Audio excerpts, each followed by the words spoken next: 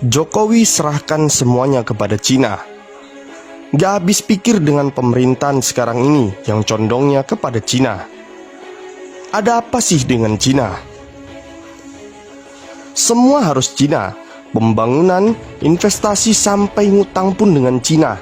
Dan yang paling terbaru adalah Cina akan merencanakan pembangunan fasilitas militer di Indonesia. Gila nggak tuh? Bayangin, negara kita bisa saja diintai oleh para militer Cina, baik secara ekonomi, politik, dan ketahanan negara. Dan bisa saja pada suatu saat mereka mulai menyelinap masuk secara perlahan di semua sektor pemerintahan dan menggerogoti sendi-sendi negara ini. Dan kita sebagai rakyat wajib curiga akan hal ini. Dan sepantasnya kita harus bersiap jika hal yang tidak diinginkan akan terjadi di negeri ini. Sebagai salah satu contoh yang nyata adalah Sri Lanka, yang harus rela dan menangis menyerahkan pelabuhan strategisnya kepada Cina pada tahun 2017 silam, karena mereka tidak dapat melunasi utangnya kepada perusahaan-perusahaan Cina. Kejadian itu adalah salah satu contoh bagaimana negara-negara yang berutang kepada Cina dapat memaksa negara yang berutang dengan mereka untuk menandatangani atau menyetujui wilayah nasional mereka diambil alih jika mereka tidak dapat membayar utang atau tidak dapat memenuhi kewajiban kepada negara tirai bambu tersebut. Hal tersebut dijuluki strategi diplomasi perangkap utang. Ngeri nggak? Bisa dibayangkan jika pemerintah terus menambah utangnya dengan Cina. Bisa saja hal yang terjadi pada Sri Lanka akan terjadi juga pada negeri kita ini. Para ekonom senior dan para pakar politik baik dalam negeri maupun luar negeri sudah mengingatkan akan bahayanya jebakan Cina dalam bentuk utang. Kekhawatiran besar Indonesia terjebak utang Cina sebenarnya sudah ramai diingatkan pada Jokowi sejak periode pertama hingga saat ini. Karena Indonesia saat ini juga berada di dalam tahapan jebakan tersebut. Sejak terpilihnya jadi presiden sejak 2014 lalu, faktanya Jokowi hanya terfokus pada pembangunan infrastruktur. Dengan misinya ini Jokowi tak segan-segan menggandeng Cina sebagai investornya.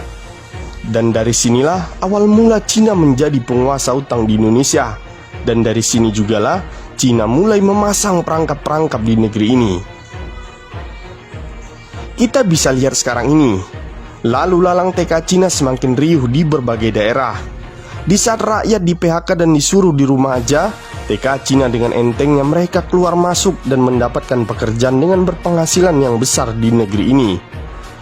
Ini membuktikan bahwa Cina hari ini mulai menguasai sektor pekerjaan di negeri ini. Tak sedikit para tokoh bangsa menyatakan menolak dengan tegas TK Cina bekerja di negeri ini. Dan bahkan mereka menyebutkan bahwa Jokowi antek Cina. Tetapi apa yang disuarakan oleh rakyat tidak pernah didengarkan oleh para penguasa di negeri ini. Bahkan mereka yang menyuarakan secara lantang ditangkap dan dianggap provokator. Padahal sejatinya mereka-merekalah yang berjuang menyuarakan kebenaran itu, menginginkan tegaknya keadilan di negeri ini. Kenapa DPR dan MPR Republik Indonesia diam? Menurut para pakar politik, diamnya para lembaga negara seperti DPR dan MPR Republik Indonesia karena mereka satu badan yang tak terpisahkan. Maka tak akan ada yang berani menentang hal tersebut, terkecuali parpol-parpol oposisi yang memang selalu menentang kebijakan-kebijakan yang ngawur dari rezim ini. Selain angka investasi dan utang yang terus meroket, Peraturan Presiden Nomor 20 Tahun 2018 tentang penggunaan tenaga kerja asing yang langsung ditandatangani oleh Presiden Joko Widodo atau Jokowi Maret lalu juga menimbulkan kontroversi di tengah publik. Sebab kebijakan tersebut dianggap memberikan kelonggaran para pekerja asing khususnya Cina untuk merebut pasar kerja lokal. Dan tak terkecuali dengan perusahaan BPJS Kesehatan yang hari ini kita bisa lihat sedang diambang kemelaratan dan kehancuran. Dan dengan gampangnya, pemerintahan Jokowi mulai melirik kembali negara tirai bambu untuk mengatasinya.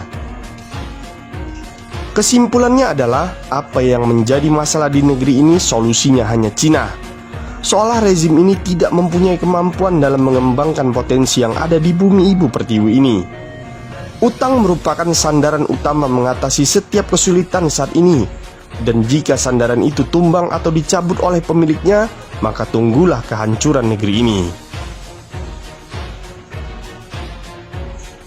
Terima kasih sudah menonton video ini. Semoga informasi yang kita suguhkan bermanfaat untuk kita semua. Dan jangan lupa untuk di like, share, dan subscribe ya. Terima kasih.